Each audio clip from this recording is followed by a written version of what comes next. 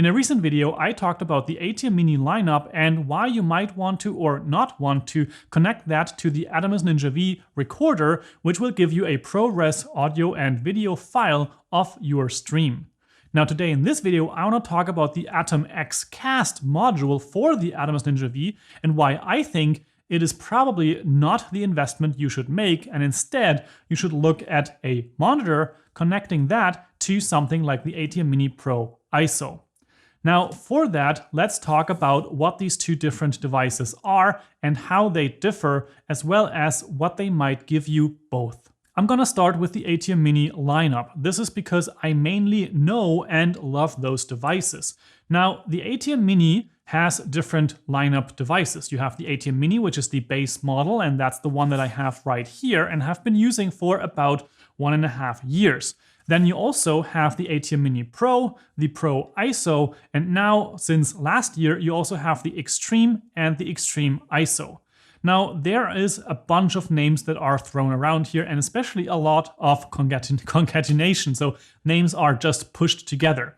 Basically what you need to know is the ATEM Mini is a audio and video switcher, so you have different video inputs at the top, and you can switch between these signals right here with these buttons. Additionally, you also can do things like picture-in-picture, as well as mix in audio from two separate microphones. Then you actually get a HDMI out signal, which is basically all the selections that you make. So the output will be the finished video, or you can connect via USB-C to a computer and use that signal as a webcam input, for example, for things like Zoom, OBS, or YouTube streaming directly. So that's the Mini. The Mini Pro then adds the functionality of a network port, and that gives you the opportunity to actually live stream, for example, directly to Twitch, YouTube, Facebook, or any other RTMP server. Additionally, with the HDMI out, the Pro also gives you the ability to see a multi-view layout, which looks kind of like this. That is because I now am also using the ATEM Mini Pro ISO with the multi-view layout, and the multi-view gives me basically an overview of all of the different things that are currently going on in this device, and there I can see the different connected devices.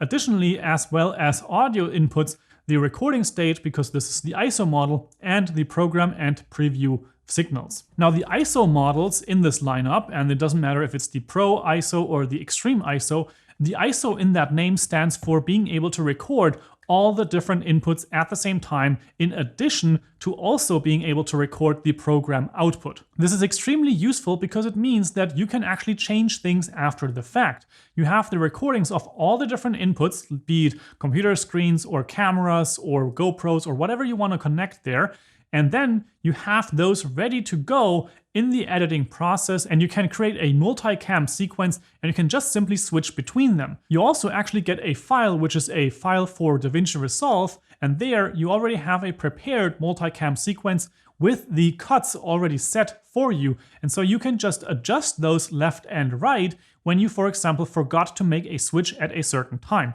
So remember, the ISO basically means you always have all of the inputs available to you in the post-processing. Now the ATEM Mini Extreme is an even beefier device. You have more features like, for example, Super Source, as well as 8 HDMI inputs and a headphone jack, and you have 2 USB-C ports, so you can actually record to a SSD whilst also using that webcam signal on your computer. Those are some limitations of the ATEM Mini all the way to the Pro ISO models that those have. Now, the one thing that this setup is missing with the ATEM Mini is that it does not have a screen. Now, I think that was one of the main things that Atomos tried to fix by introducing the ATOMXCast. You already have a Atomos Ninja V as your monitor. Why not add the functionality of multiple inputs? And with this, they are actually adding 4 inputs, buttons, so you can switch between them, the ability to record, use that signal as a webcam on your computer via USB-C, and a couple more things like, for example, picture-in-picture. Now the thing with the ATOMXCast is I don't have it in my hands. I never had one in my hands. However, I have curiously looked at many of the videos that people made about this device, and I think I can give you a couple of ideas why I think this might not necessarily be the ideal choice, except for a couple of very specific use cases. For one huge limitation of the ATOMXCast is that it cannot record ISO recordings, at least not as of the current firmware state, not with the V+, not with the Ninja V. So that is one huge limitation. This also comes in with the fact that the ATOMXCast plus the Atomos Ninja V in combination costs around 1,000 euros as of making this video. So this is a combination which is two devices, which one costs around 600 euros, the Atomos Ninja V, and additionally to that you need the ATOMXCast, which currently costs between 450 and 500 euros. And so you would end up with about 1,000 euros in a bundle that I was able to find on a German shop right here. So that is currently the bundle price. Now, why is that one important point? In my opinion, it's an important point because with this setup, you cannot get ISO recordings. However, if you look at the ATEM Mini lineup, you can get the ATEM Mini Pro ISO, and in this case, you can get this model for around 700 euros new, and I was able to get this for 550 euros as a used device. And here, when I connect a SSD to this, I can get ISO recordings, meaning I can get all of the inputs recorded at the same time. And when I now add a cheap monitor, like for example, the one that I am using in my teleprompter, that one cost me around 120 euros. Then you have a complete setup with ISO recordings. Of course, you need to get the hard disk for that, but that complete setup gets you much farther with the ISO recordings with additional features like live streaming directly with an Ethernet port to the internet. Additionally, you get more flexibility with the inputs, or rather the media management, the different management tools and the different control things, like for example, the ability to control this with a Stream Deck and much more when you connect those devices together for a total of around 800-900 euro. In my opinion, ISO recordings are that important. If you are recording a podcast, for example, even if you have a second person that is currently doing the switching while you are doing the interview, even if you do have another person that is doing the switching for you whilst, for example, you are doing your podcast recording, I would always want to have the ISO recordings, because that way I know that I will be able to make adjustments when there are any errors or when I want to have something else be visible which was not switched to. This is just that much of a backup that I think that this is a huge flaw of the ATOMXCast at this time, especially considering that you can get the ATEM Mini Pro ISO for much cheaper when you connect it to a cheaper monitor. Now, if you want to, for example, use this as a webcam signal whilst also recording all of the inputs, then you can also do that by, for example, hooking up another HDMI capture card to the HDMI out. The only thing that you're losing in that case is the multi-view, which you usually have when you send the HDMI out, for example, to a monitor, so you can actually see what is going on. But that would be one way you can actually use this as a webcam signal whilst recording to disk. And additionally, if you want to live stream whilst recording to disk, then you can do that with the port that you also have here with the Ethernet and directly stream to YouTube, which is also something the ATOMXCast cannot do. Now, as you can see, I'm a pretty big fan of the ATEM Mini Pro ISO and all of the features that it can provide to you in your setup. Now, I'm really questioning what the ATOMXCast can do. However, I did find a couple of benefits. For one, it is a more compact setup. As you can see here on the screen, the Atomos Ninja V basically slides into the ATOMXCast, and then those two are basically connected and baked together. So it has a smaller footprint in terms of that. Then the other thing is also that from what I've heard, the processing capabilities of the Atomos Ninja V is a little bit higher than the ATEM Mini Pro ISO in terms of the fact that here you get a bit more bitrate in terms of the video signal that you can record into those ProRes files or into that ProRes file.